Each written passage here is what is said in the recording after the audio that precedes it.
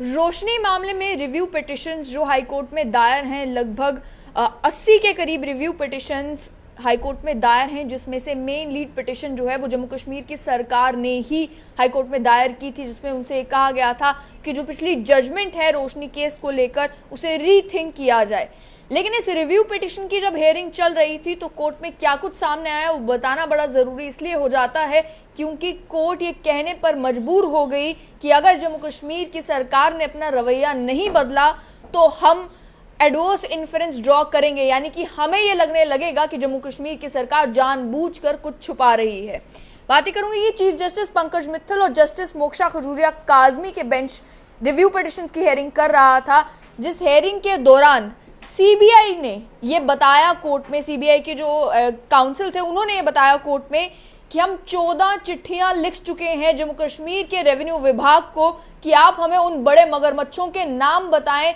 जिनका हाथ इस रोशनी स्कैम में है, जिन्हें बेनिफिट इस रोशनी स्कैम में मिला है। लेकिन जम्मू कश्मीर का रेवेन्यू विभाग हमारी उन चिट्ठियों का जवाब नहीं दे रहा, हमें उन नामों के बारे में नहीं बता रहा। इसके साथ साथ में ये कहने पर चीफ जस्टिस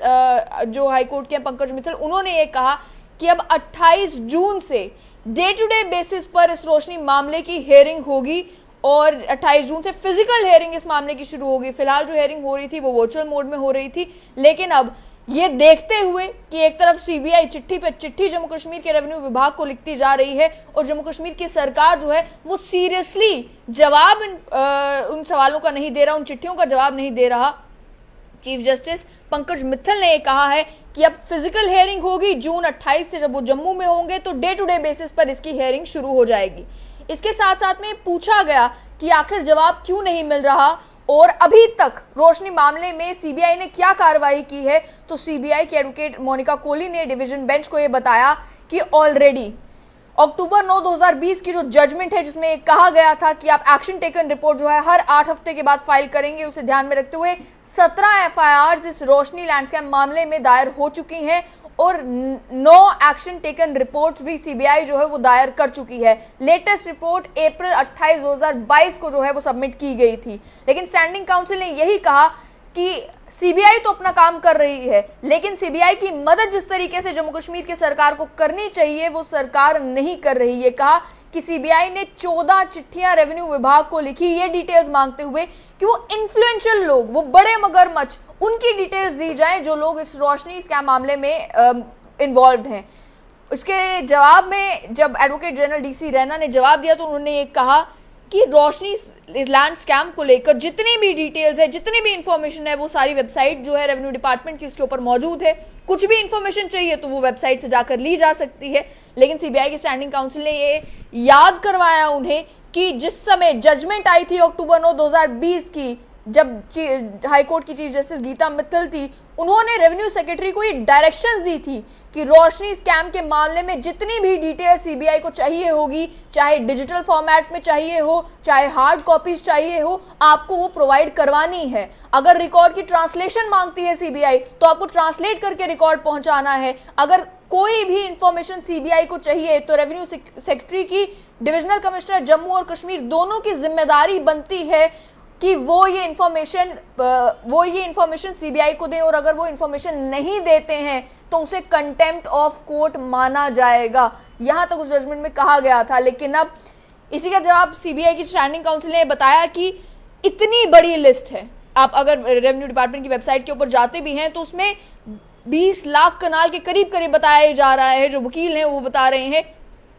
कि 20 लाख कनाल के करीब करीब लैंड की डिटेल्स जो है वहां पर मौजूद है। उसमें वो लोग भी हैं जिनके पास 1 कनाल जगह है, 2 कनाल, 1 मरले, 24 मरले, 20 मरले, इस हिसाब से बहुत लंबी लिस्ट है लोगों की जिन्हें जो रोशनी के बेनिफिशरीज हैं। उसमें से ये मालूम करना कि कौन बिगविग्स हैं, कौन इन्फ्लुएंशियल लोग हैं, ये सहायता जम्मू कश्मीर की सरकार को, जम्मू कश्मीर के रेवेन्यू विभाग को करनी है। ये इंश्योर करना कि सीबीआई के पास वो सारी इंफॉर्मेशन और उन सभी इन्फ्लुएंशियल लोगों के नाम पहुंचे, ये मदद जम्मू कश्मीर की सरकार और रेवेन्यू विभाग को करने हैं। लेकिन कोर्ट में जब बहस हो रही थी तो चीफ जस्टिस पंकज मित्तल ने यह कहा कि 28 जून से तो रेगुलर हेयरिंग शुरू हो जाएगी, डे टू डे बेसिस पर हेयरिंग शुरू हो जाएगी, लेकिन अगर जम्मू कश्मीर की सरकार सीबीआई की मदद नहीं करती है तो हम एडवर्स इन्फ्लुएंस ड्रॉ करेंगे। हमने वकीलों से पूछा कि बताएं ये जरा लीगल लैंग्वेज है, थोड़ा समझाएं कि इसका मतलब क्या है। तो उन्होंने बताया इसका मतलब ये है कि जम्मू कश्मीर की सरकार, ये समझा जाएगा कोर्ट में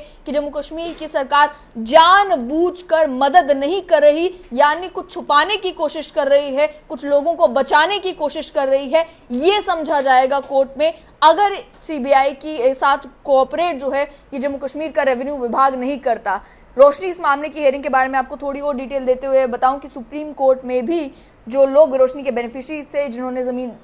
लीज पर ली थी, वो लोग सुप्रीम कोर्ट भी पहुंचे थे, लेकिन सुप्रीम कोर्ट ने भी ये कहा था कि एक मामला इसमें ऑलरेडी हाई कोर्ट में चल रहा है, उसकी हियरिंग साइड बाय साइड चलती रहे, उस मामले में जो कुछ निकल कर आएगा उसके बाद हियरिंग को जो है सुप्रीम कोर्ट में प्रोसीड किया जाएगा। हाई कोर्ट में भी काफी समय से ये हियरिंग्स जो है वो चल रही हैं, लेकिन जैसे कि इन्होंने बताया कि पिछली बार भी जब हियरिंग हुई थी तब भी सीबीआई ने यही इल्जाम लगाया था जम्मू कश्मीर के रेवेन्यू विभाग के ऊपर कि वो कोऑपरेट नहीं कर रहे हैं, वो डॉक्यूमेंट और रिकॉर्ड फर्निश नहीं कर रहे, वो सीबीआई के साथ कोऑपरेट नहीं कर रहे ताकि इस मामले में फ्री एंड फेयर इन्वेस्टिगेशन हो जाए। और आज भी आप समझें